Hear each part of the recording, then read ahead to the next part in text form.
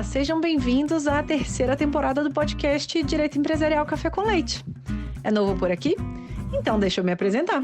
Eu sou Amanda Taide, mineira na origem, com passagem em São Paulo e candanga de coração. Casada, mãe do Pedro de 4 anos. Pedro Ataide Rivera Piteu Maranhão. Do Lucas de 2 anos. Lucas lindo. Já é. E tutora do Vira-Lata Farofa. Sou professora doutora da Universidade de Brasília, UNB, dos cursos de Direito Empresarial, Concorrência, Comércio Internacional e Compliance. E esse é um podcast idealizado e planejado para as turmas da graduação em Direito Empresarial na UNB, nas disciplinas de Direito Comercial 1. A cada aula, um novo episódio sincroniza com o tema daquele dia. Mas o podcast não se restringe mais aos meus alunos, pois todos os ouvintes, em quaisquer lugares do Brasil e do mundo, e em qualquer posição profissional que ocupem, poderão ter, com o nosso podcast, uma biblioteca virtual, em áudio gratuita, dos principais livros, capítulos ou trechos de livros, artigos acadêmicos essenciais para a compreensão do direito empresarial no Brasil. Eu estou muito animada para tomar a próxima xícara de café com leite com vocês. Bora comigo? A nossa xícara de café com leite de direito empresarial de hoje vai tratar de um livro intitulado Crimes de Omissão Imprópria, que foi escrito por Pier Paolo Bottini. E para isso a gente vai ter a alegria de contar com a participação do próprio autor, o Pier Paolo Bottini. Pier Paolo é professor livre-docente do Departamento de Direito Penal, Criminologia e Medicina Forense da Faculdade de Direito da USP.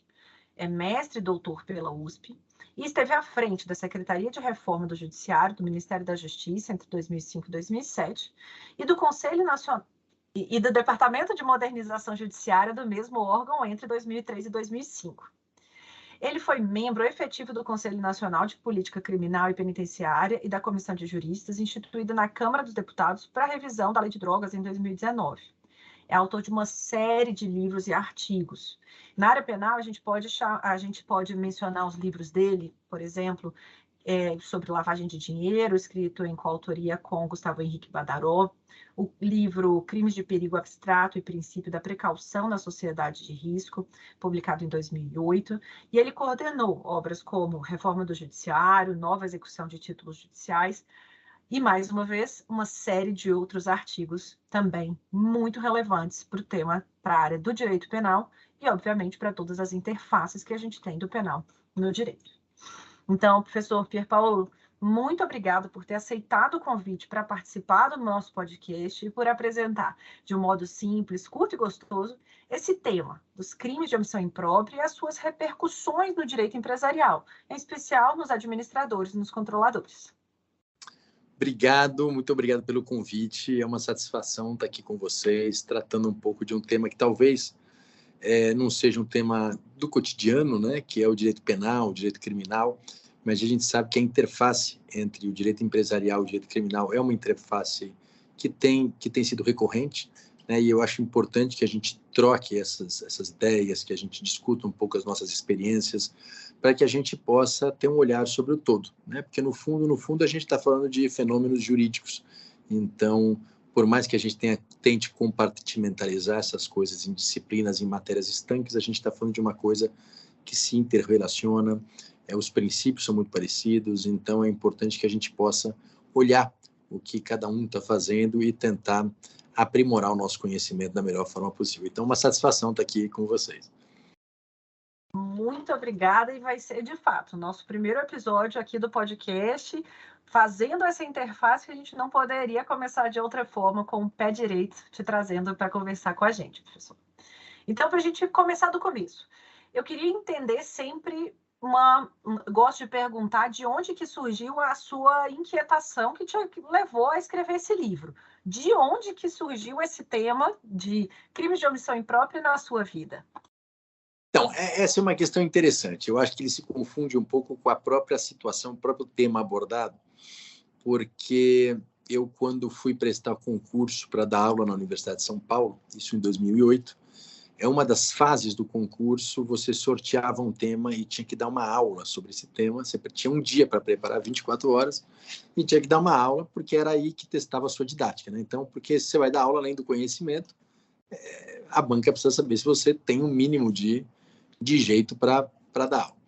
E eu sorteei crimes de omissão. Então, eu voltei para minha casa e tive que preparar uma aula, organizar, que eu conhecia, e uma aula para graduação.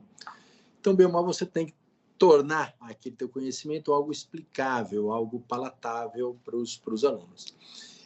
E ao preparar essa aula, eu já dava aula de direito penal em outros lugares, mas ao preparar essa aula que surgiu então a inquietação sobre justamente o crime de omissão imprópria. Essa já vou explicar o que é, né? Mas essa inquietação ficou. Eu dei a aula, passei, comecei a dar aula na Universidade de São Paulo, mas todo ano, quando vinha essa matéria, essa mesma inquietação me afetava, né? Mas a gente, naquela vida, tanta coisa para fazer, eu sempre deixava, e aí surgiu o momento de fazer a tese de livre docência, que é um outro passo na carreira. E eu pensei, bom, que tema, que aí agora eu preciso fazer uma tese me aprofundando em uma, né, assim, mais do que no doutorado. E aí eu resolvi que eu ia então enfrentar aquela aflição que era o crime de omissão imprópria, e falei, olha, então eu vou tentar entender e organizar isso. Então daí foi a ideia de fazer essa tese. Eu fiz a tese, ela foi aprovada, e aí eu transformei a tese nesse livro. Então ela é produto da livre docência, mas no fundo, ela é um produto de uma inquietação que eu tive já no meu concurso de ingresso na faculdade. Então vem daí um pouco a minha inquietação, que, é claro, foi apimentada por uma série de casos práticos em que se me imputava a executivos, né, a dirigentes empresariais, a responsabilidade por omissão. Então, esse tema da omissão imprópria, que eu acho que a gente vai falar um pouquinho sobre ele, é um tema que tem um interesse tanto acadêmico, mas também é profissional, prático, muito grande. Daí a razão pela qual eu resolvi escrever sobre isso. Eu acho curiosíssimo. Entender um pouquinho dessas histórias é bem interessante. O meu tema sorteado para a aula no concurso da UNB foi controle. E é um tema que é isso, ele me permeia, que eu acho o tema incrível. Eu acho que essas 24 horas que a gente vive, né, para preparar aquela aula, eu acho que elas são tão intensas que elas marcam a nossa paixão pelo tema. Você sabe uma coisa interessante, um parênteses, mas eu fiz o concurso junto com a professora Mariângela Magalhães Gomes, para quem não sabe, é uma grande criminalista também. Nós dois passamos, né, eram 2 vagas, e o tema dela foi os princípios gerais da parte especial do Código Penal. E ela também escreveu um livro sobre isso depois. Tá vendo? O tema que é sorteado na prova vira o próximo livro, então. É isso.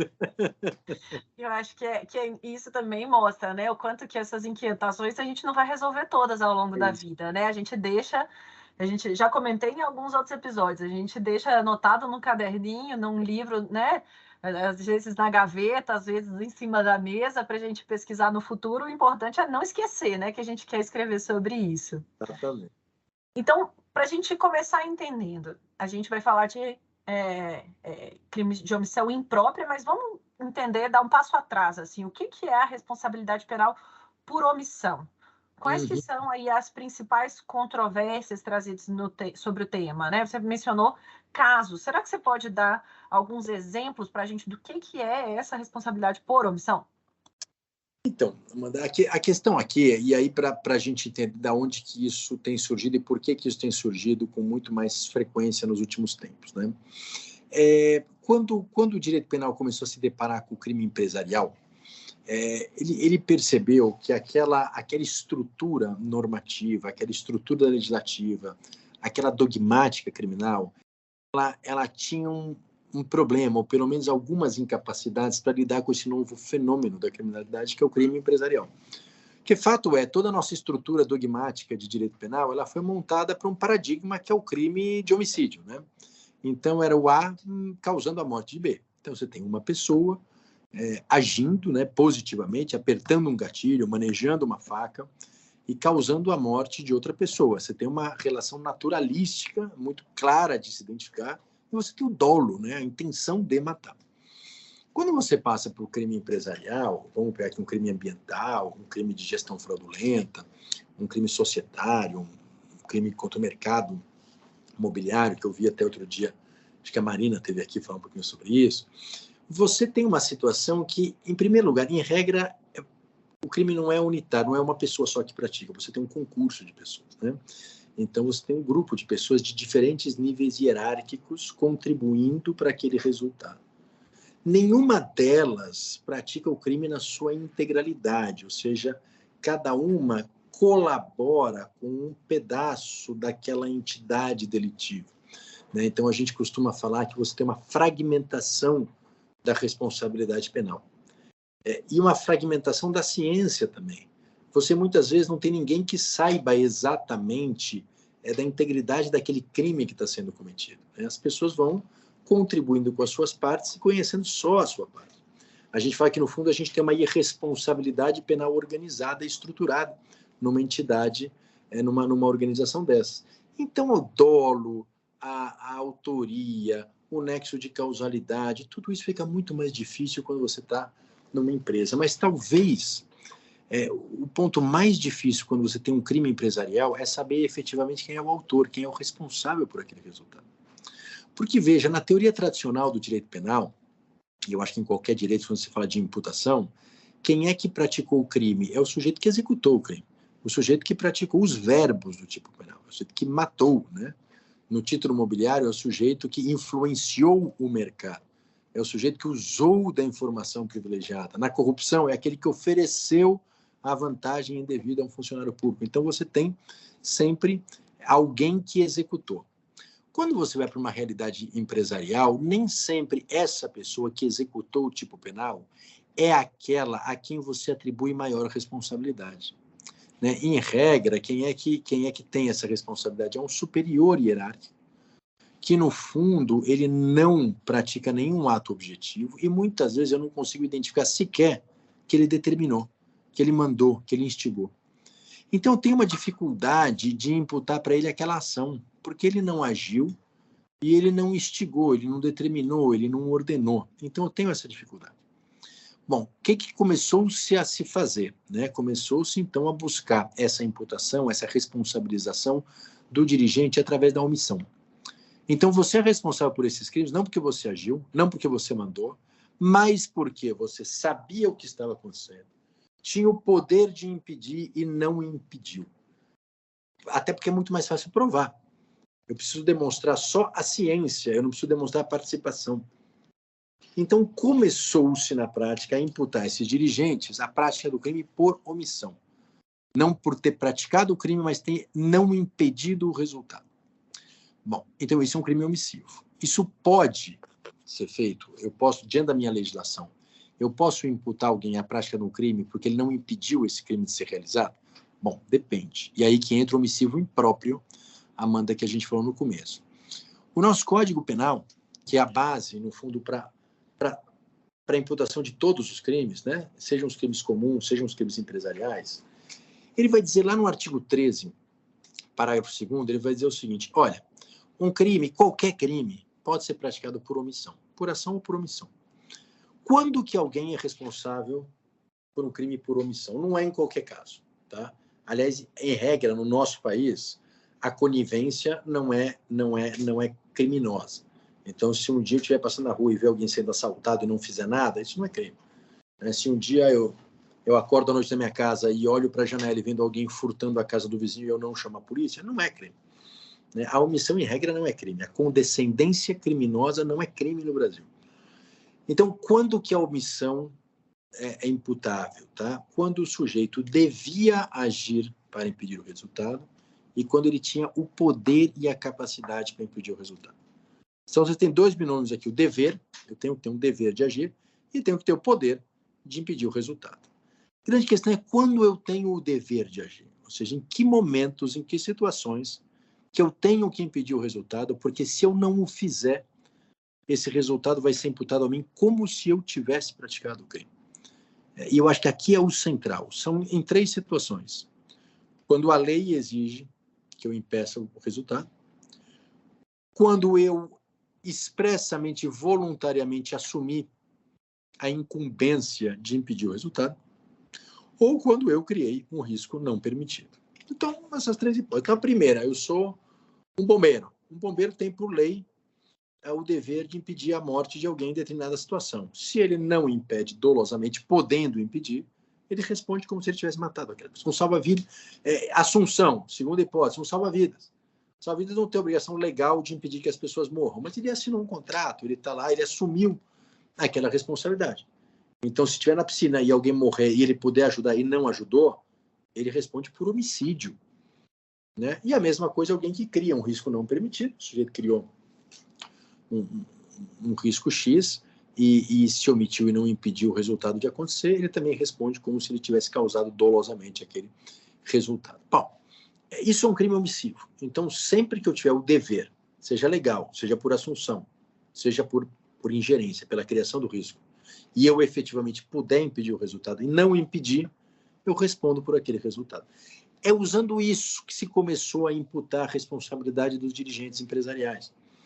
Então, veja, eu sou um dirigente empresarial. Então, eu sou do setor de segurança no trabalho. E eu sei que o meu gerente não dá equipamento para os trabalhadores se protegerem. Eu tenho o dever de impedir o resultado? Tenho o dever, inclusive, contratual. Eu podia impedir, não impedir? Não impedir. Então, se alguém se machucar, eu respondo como se eu tivesse machucado aquela pessoa. Então, isso começou a ser aplicado para casos de corrupção, para casos de cartel, para casos de manipulação de mercado e assim por diante. Por que isso é importante? Porque, vejam, e a gente começa a ver a adoção desse tipo de imputação, ou dessa estratégia de imputação por omissão, não só no campo criminal, mas os órgãos reguladores começaram a buscar este modelo e trazer para dentro da CVM, trazer para dentro do Banco Central, trazer para dentro do CAD. Então, o que a gente começa a perceber é que a técnica de imputação criminal por omissão, que no fundo foi adotada pelo direito penal para responsabilizar o dirigente, não pelo cargo que ele ocupa, única e exclusivamente, né? Eu preciso demonstrar que ele sabia daquilo, que ele tinha a possibilidade de impedir e não impediu dolosamente, então não é uma responsabilidade objetiva, tá? É diferente disso, mas os órgãos regulatórios começaram a se apropriar dessa estratégia de imputação e começaram a replicar essa estratégia de imputação nas mais diversas áreas. Daí porque hoje a gente conversa entre nós, advogados, e nós acadêmicos, a gente conversa e troca muitas experiências, porque esse instituto do crime por omissão imprópria, que é esse previsto no artigo 13 do Código Penal, ele acaba sendo usado em várias searas para atribuição de responsabilidades. Interessante demais. Eu fiquei aqui refletindo várias coisas e eu acho que a gente faz aí essa conversa. O que eu fiquei pensando aqui, né? Nessa aplicação desses conceitos para o direito empresarial, né? Como que a gente poderia ter essa aplicação? E aí a pergunta, né? Há diferenças na aplicação, na verdade, dessa possibilidade de crime por omissão imprópria em caso de administradores e de controladores? O que eu fico pensando, né? Num caso de um cartel, uma corrupção que acaba tendo mais proximidade pela questão prática. A gente vai ter, eventualmente, no campo dos administradores. Então, tem um diretor, o diretor de contrato, o diretor de vendas, que pratica lá o cartel, e o outro diretor, que é o diretor, suponho, financeiro, ele, na verdade, não sabe exatamente, aí é aquela questão, né? São os fatos, nunca vão ser muito claros, né? A ciência dele é um pouco mais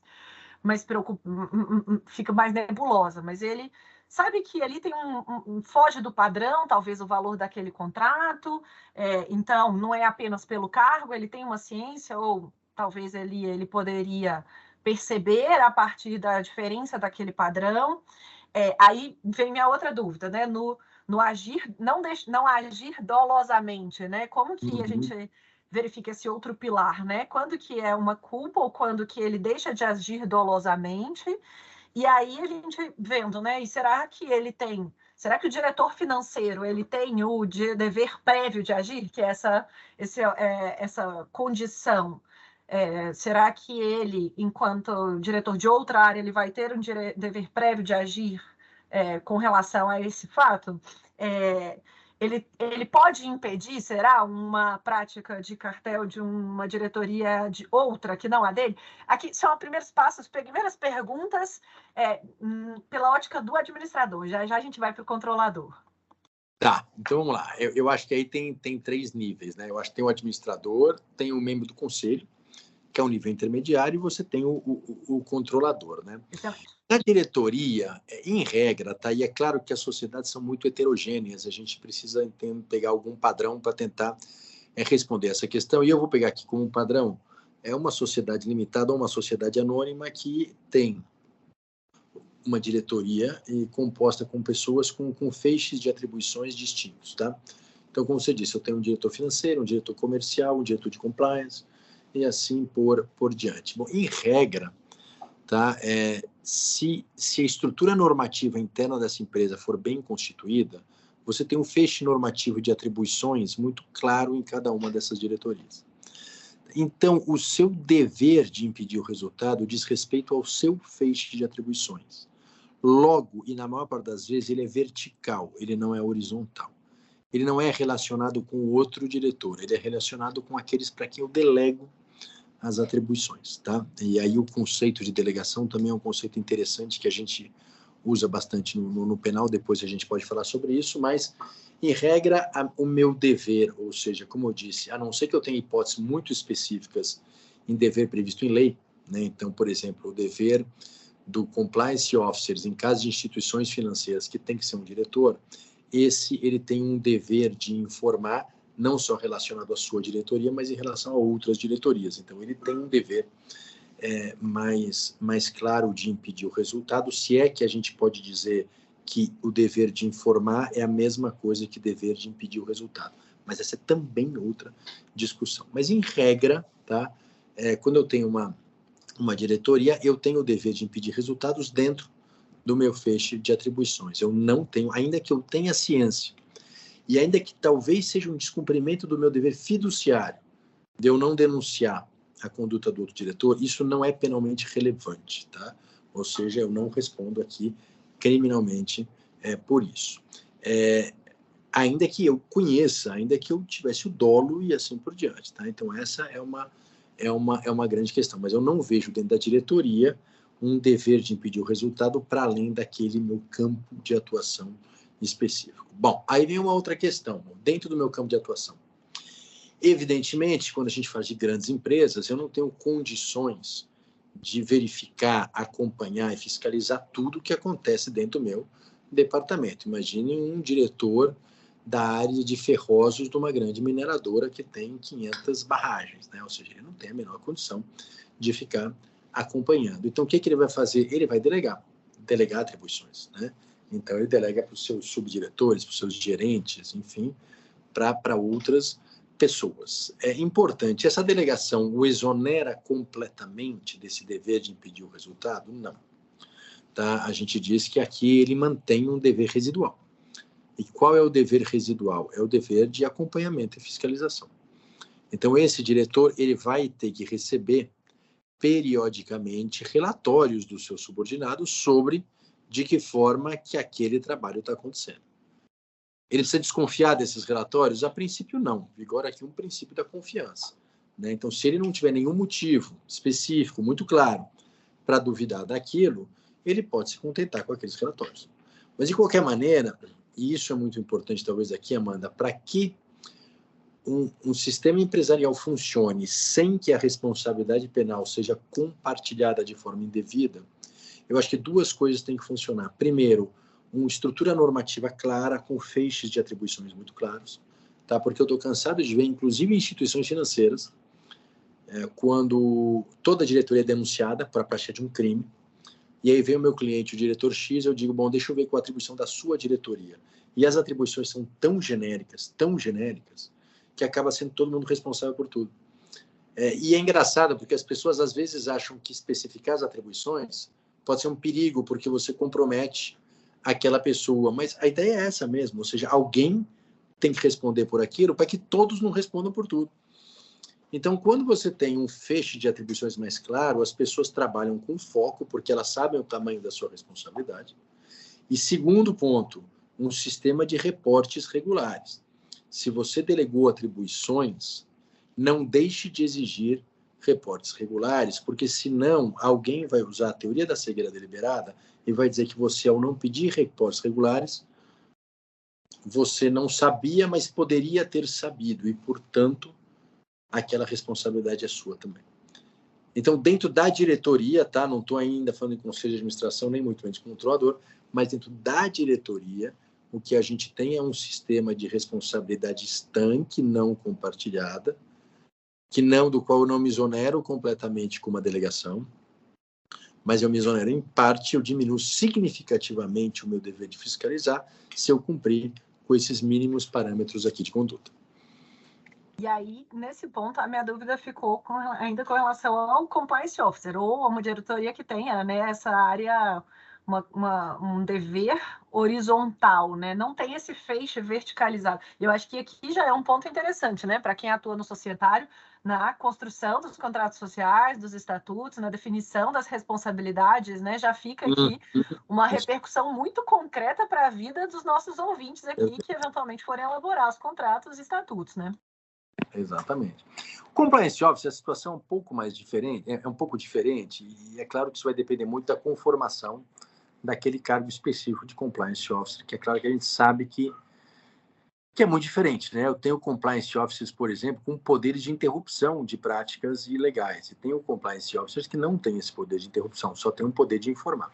Então, evidentemente, o tamanho da responsabilidade e o tamanho do que a gente chama de dever de garante, né, que é o dever de impedir o resultado, ele vai depender muito da conformação daquele cargo específico, daquele compliance officer. Mas, de qualquer maneira, vamos pegar aqui o mais tradicional, que é aquele que ainda não tem o poder de atuar, de intervir, né? Ele tem o poder de informar a cúpula, ou seu superior da empresa. Quando ele tem o dever de informar, ele se depara com uma ilegalidade em andamento, que ele possa interromper, tá? Porque se ela já aconteceu, também não existe responsabilidade por omissão posterior. Mas se ela está acontecendo, né? Se ele tem o poder de interromper e ele não interrompe, eu posso dizer aí que ele tinha um dever de garante, portanto ele responde por omissão? Imagina. É uma questão controversa, tá? Depende muito do caso concreto, mas pode sim. Tá? E por que pode sim? Porque, em regra, aquele que tem o dever de informar, ele tem disponibilidade da informação. E a informação é um instrumento relevante para impedir a prática. Inclusive, muitas vezes, condício sine qua non de você cessar aquela prática é que o superior seja informado. Então, se eu conseguir demonstrar na prática, né, que com aquela informação isso acabaria catalisando um mecanismo de inibição da prática, eu posso dizer que tinha sim o dever de garantir que o domínio da informação equivale a um domínio de impedir o resultado. É evidente que na prática o sujeito vai poder demonstrar que naquele caso específico não adiantaria informar porque o transcurso do tempo acabaria fazendo que a prática se realizasse. E em casos excepcionais, ele pode até dizer que ao informar ele não tinha garantia nenhuma de que o seu superior impediria a prática. Mas veja, aí a gente tem um problema, porque a regra é eu presumir que as demais pessoas também vão cumprir com as suas obrigações. Em direito penal, a gente trabalha com esse tipo de padrão quando a gente fala em responsabilidade em cadeia, que é o caso aqui. Então, em regra, só para te responder um pouco mais objetivo, o compliance officer, a depender do caso concreto, sim, ele tem esse dever de impedir o resultado através do uso da informação. Agora, para te contar um caso interessante até, na ação penal 470, né, no célebre mensalão, discutiu-se a responsabilidade penal do compliance officer do banco, da instituição financeira. Se vocês lembrarem, no caso ali era um banco e ele fazia uma série de atos tidos por gestão fraudulenta para liberar dinheiro em espécie para pagar parlamentares. Enfim, aqui não vem ao caso ficar entrando no mérito, mas o que importa para essa discussão aqui é que o compliance officer ele foi denunciado pela coautoria na gestão fraudulenta. Por quê? Porque ele teria ciência das irregularidades e não teria alertado os seus superiores. Ou seja, ele se omitiu, vejam a omissão, ele praticou ato de gestão fraudulenta por omissão, porque ele tinha o dever de impedir o resultado enquanto compliance officer através da informação e não o fez. Agora, veja que interessante, a defesa dele, muito competente, disse, não, calma, não adiantaria de nada ele informar os seus superiores, porque quem organizou todo o sistema fraudulento foram justamente os seus superiores. Ou seja, eu não tenho uma condição assim, se eu suprimir mentalmente aqui, se eu colocar mentalmente aqui o alerta, se eles tivessem feito esse alerta, se eles tivessem informado seus superiores, isso não adiantaria de nada, porque ainda assim o resultado aconteceria. O que disse o Supremo? Disse, não, mas eu não tenho certeza disso, porque eles poderiam ficar inimidos diante disso e poderiam então parar. É uma discussão um pouco bizantina, mas a gente aqui no fundo, não está discutindo o que está certo e o que está errado, a gente está discutindo se no momento da gestão, alguém que não quer nem ser denunciado, qual é o tipo de comportamento mais adequado. E nesse caso, a mim me parece que o comportamento mais adequado seria informar sob pena de eu eventualmente ter uma responsabilidade penal por omissão. Então, sim, o compliance officer não só pode ser responsabilizado, como foi no caso da ação penal 470. Então, esse é um tema bastante importante aqui. Interessantíssimo essa visão dessa primeira parte, então, do primeiro nível, né, da diretoria. Então, vamos para o segundo nível, né? Quais são as questões, as discussões e casos que a gente possa ter aí de responsabilidade por crimes de omissão imprópria de membros do Conselho de Administração? O Conselho de Administração, há uma disputa, uma discussão muito grande, né, na nossa doutrina a respeito disso, porque há aqueles, em maior parte, entendem que o membro do Conselho de Administração ele não tem um dever muito claro relacionado à administração concreto de impedir determinado resultado. A gente sabe que a natureza do Conselho de Administração é uma natureza de consultoria, de orientação, de fixar diretrizes, né? Muito esporadicamente, ele tem num estatuto, num regimento, uma função mais concreta. Então, em regra, o membro do Conselho de Administração, ele não responde por crime de omissão, mas nós estamos falando em crime aqui, tá? Por quê?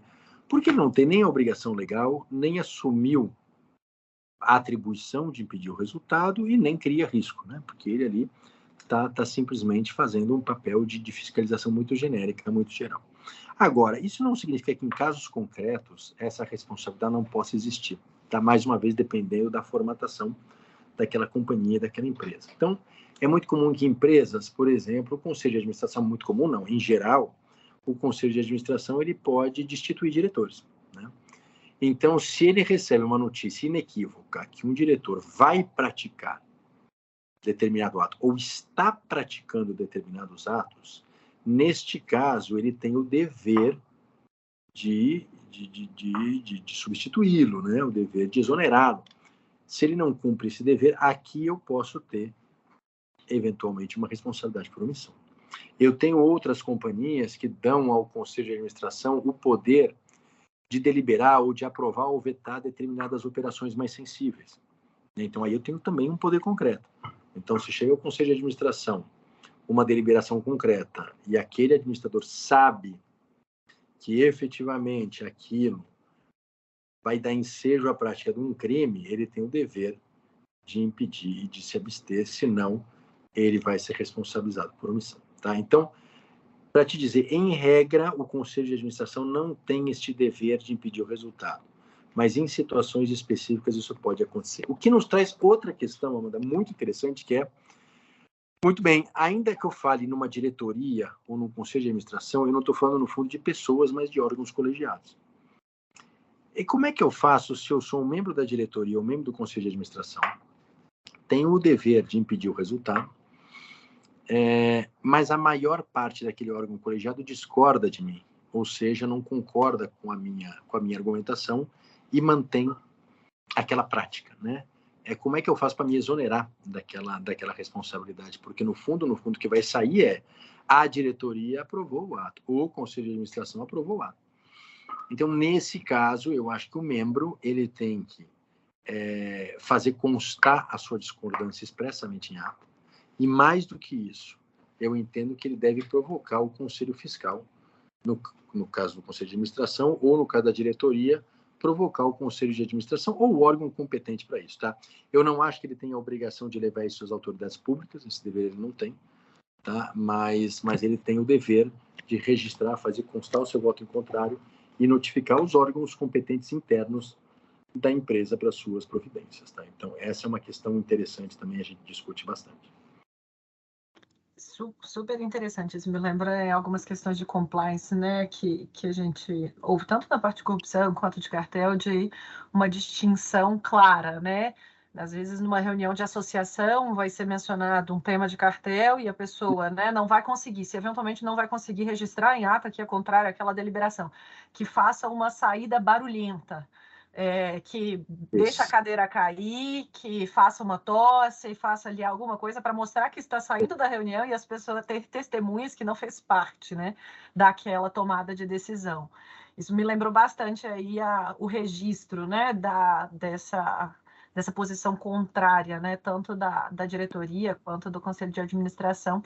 E até me lembrou de outros casos, e aí, mas foge ao escopo aqui, que é essa discussão sobre responsabilização em sede de conselhos também chegou já na administração pública, né? Membros de diretorias de agências que acabaram tendo investigações porque não tomaram determinada providência e que o conselho tinha, de uma determinada agência, tinha tomado passos em outra direção. Então, acho que é uma preocupação do que a gente está trazendo, que tem uma série de interfaces, né? Inclusive aqui para o administrativo, para o direito administrativo. Né?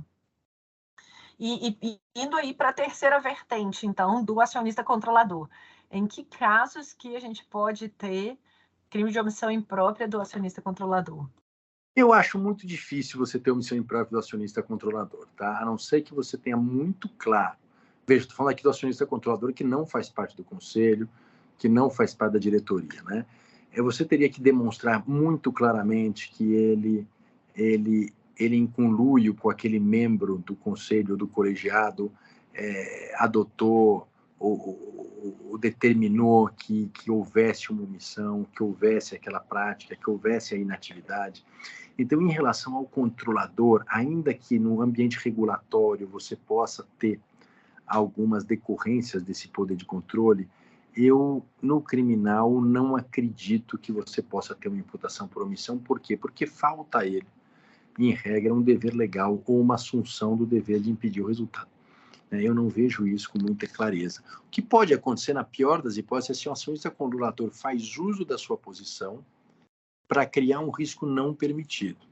E, ao criar um risco não permitido, eu tenho a obrigação de impedir o resultado. Mas eu precisaria demonstrar que ele efetivamente se utilizou daquela posição em decorrência disso. Aquele risco foi produzido, né? Aquele risco causou o resultado, e aí sim eu poderia estabelecer o que a gente chama de responsabilidade penal por ingerência, tá?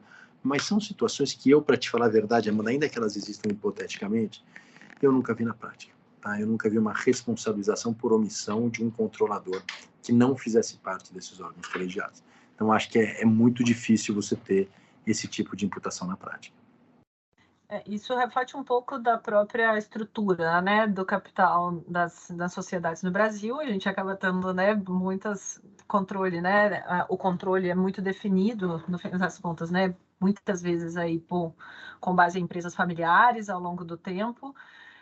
E aí eu acho que talvez a responsabilidade desses acionistas controladores seja, com muitas aspas, mais fácil, porque fácil a gente já viu que nunca é, a gente possa ter essas discussões mais facilmente alcançáveis por outros meios, né? Por meio da diretoria, por meio do conselho de administrador.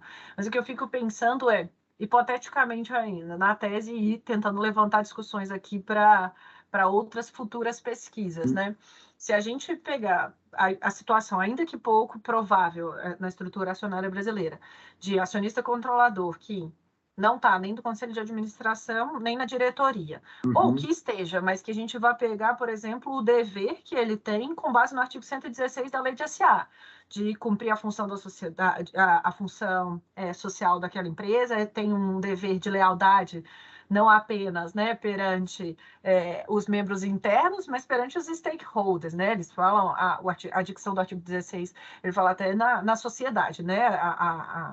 Uma obrigação, né? Então, se a gente pegar uma linha, por exemplo, do professor Calixto Salomão, que utiliza, né, o artigo 116 de um modo a atribuir uma responsabilidade bastante severa ao acionista controlador, como sendo um elemento de definição das estruturas de mercado, a gente pode ter visão, e é claro que partindo dessa premissa, né? Mas essa visão de que o acionista controlador teria esse dever. Se a gente partir disso, ainda assim, parece que a gente pode avançar ou teria outras questões, né? Porque seria apenas o cargo, né? Talvez ele não vai ter a ciência, mas aí pensando alto também, né? Será que numa sociedade, mais uma vez, considerando a estrutura de capital no Brasil, será que o acionista controlador ele de fato não vai ter ciência dos atos do conselho de administração ou da diretoria? Não sei, queria te ouvir aí sobre essas reflexões aqui durante a nossa conversa também. Mas vamos lá, a gente está falando no fundo aqui de dolo, e essa é uma questão interessante, porque sempre qualquer crime, a não ser em alguns muito excepcionais previstos na nossa legislação, mas eu preciso de dolo, né? E o que é o dolo, na verdade? Mais do que conhecer que aquilo está sendo praticado, é também a vontade, a concordância com aquele estado de coisas, né? Embora tenha uma discussão muito profunda na nossa doutrina, e tem alguns autores que defendam que o dolo, basta o conhecimento para o dolo, a vontade você presume, eu ainda entendo, até por conta da nossa lei, né? Nossa lei é muito claro que o dolo é vontade, né? Então, eu precisaria que esse controlador, precisaria demonstrar que esse controlador, ele efetivamente teve vontade de que aquele resultado acontecesse. Não houve uma mera desídia, não houve uma mera imprudência, houve realmente uma assunção daquele risco, consciente, né, que aquilo aconteceu. Então, é claro que isso você pode demonstrar dizendo, não, mas o controlador fixou metas absolutamente inalcançáveis sem Muito bem, mas ele precisaria ter... Isso é muito mais um conselho de administração, talvez uma diretoria, essa responsabilidade. O controlador que não participa do dia a dia da gestão, isso não me parece... É muito difícil de você trazer esse dolo claro e evidente para o controlador. Eu acho difícil construir esse sistema subjetivo de imputação referente ao dolo para o controlador. Então, eu realmente acho que a gente tem uma dificuldade aqui. Como eu te disse, eu nunca vi, porque mais do que uma dificuldade hipotética, você tem uma dificuldade de prova, né? Você vai ter que provar que exerceu o seu poder de mando nesses termos que você diz, dessa doutrina, e mais do que isso, que ele tinha dolo não só de omissão, mas que aquela omissão produzisse aquele resultado danoso. Eu acho difícil você conseguir construir um caso desse. Sim.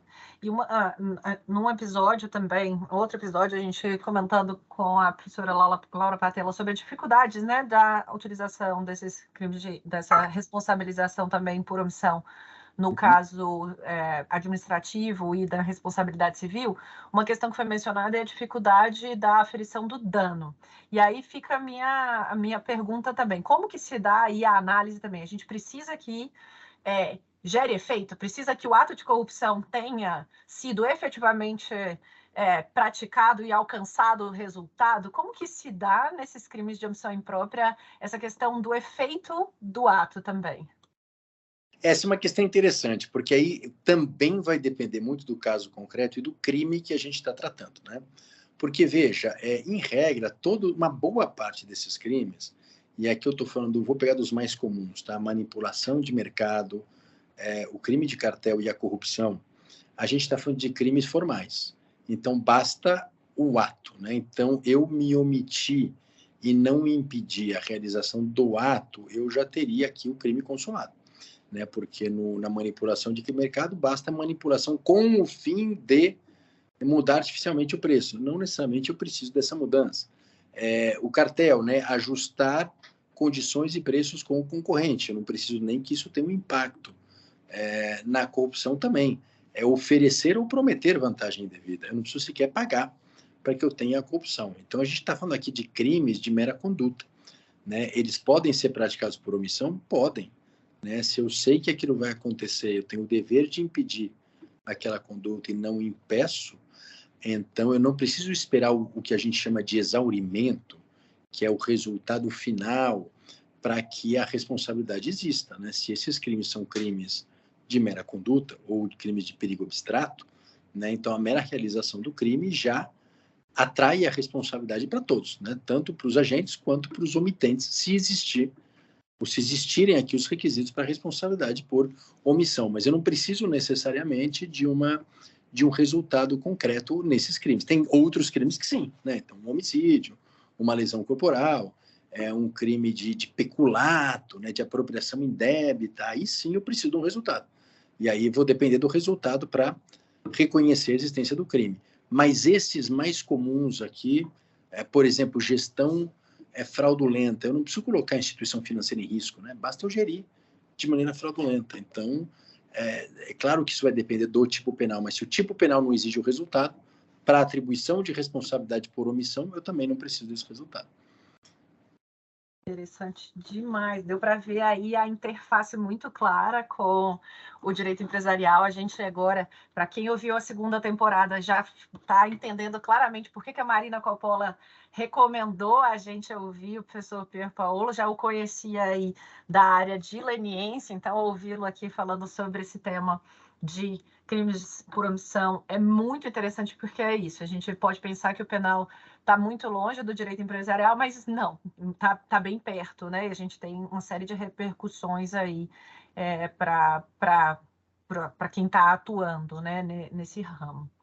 E para a gente caminhar agora mais para o final da nossa conversa, uma pergunta específica que dá a terceira temporada, né? Que é para tentar entender um pouquinho mais não apenas das flores, mas também das dificuldades, das pedras que a gente encontra no caminho. Se você puder compartilhar, professor Pia, alguma dificuldade, algum tropeço, algum percalço da sua trajetória, algo que deu errado e que, obviamente, com todas as dores daquele momento que foram sofridos, depois acabaram te ajudando, trilhando ou moldando, né, a sua trajetória, que possam inspirar ou dar alento aos alunos da graduação, aos ouvintes.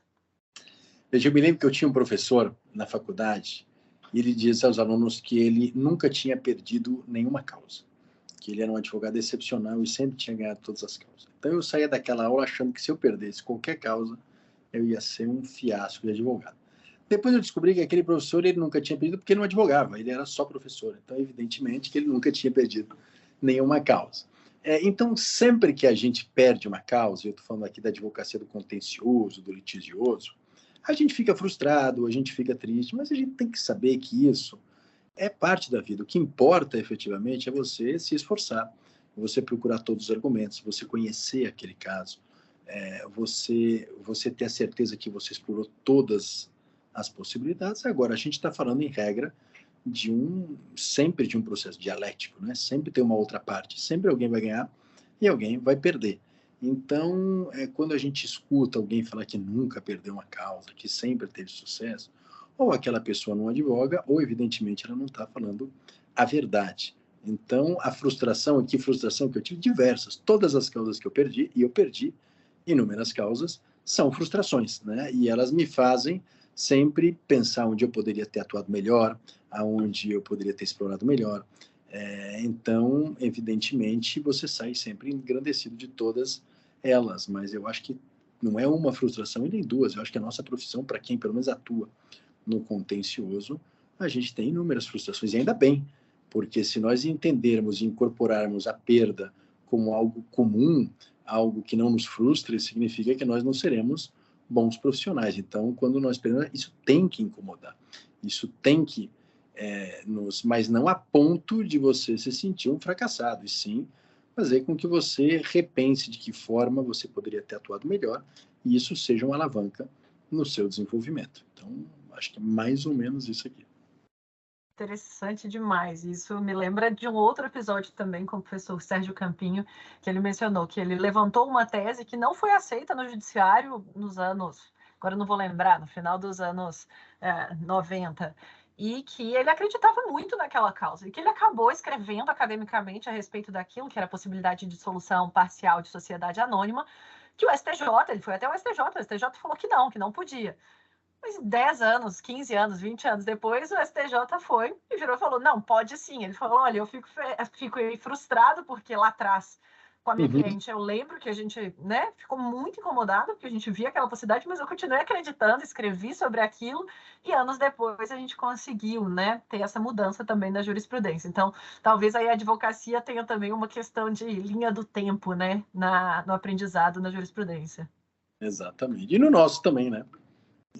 Também, é isso, nosso aprendizado ao longo do tempo. E por fim, então, quem que você, professor Pia, gostaria de ouvir aqui no podcast, que você abriria a sua plataforma de áudio, o Spotify, e falou, nossa, esse episódio aqui saiu, essa pessoa realmente teria interesse em ouvir. Lembrando que nosso podcast é voltado para livros, textos, artigos, autores. Podem ser autores clássicos, que a gente pode chamar alguém para comentar também. Então, queria saber qual seria a sua recomendação para a próxima temporada. Olha, eu diria, não sei se vocês já conversaram com ela, mas sobre esse tema aqui, a professora Heloísa Estelita, que escreveu também sobre responsabilidade por omissão de dirigentes empresariais. É um livro importante. Minha amiga, a gente dialoga muito a respeito desse tema e eu acho que é indispensável que todo mundo que vai discutir esse tema conheça essa obra da professora Heloísa. Perfeita, anotadíssima, ela ainda não veio, então uma recomendação maravilhosa. E é isso, então a gente conclui por aqui a nossa conversa. Eu te agradeço muitíssimo pela sua presença, acho que foi muito interessante ter esse primeiro diálogo de interface, né, do penal econômico aqui no nosso podcast. Então, muito obrigada pela sua presença, espero que tenhamos outras oportunidades aqui da sua presença no episódio. Uma xícara de café com leite devidamente tomada com você. Muito obrigada. Obrigado, Amanda. Obrigado a todas, obrigado a todos. Contem comigo sempre que for necessário. Para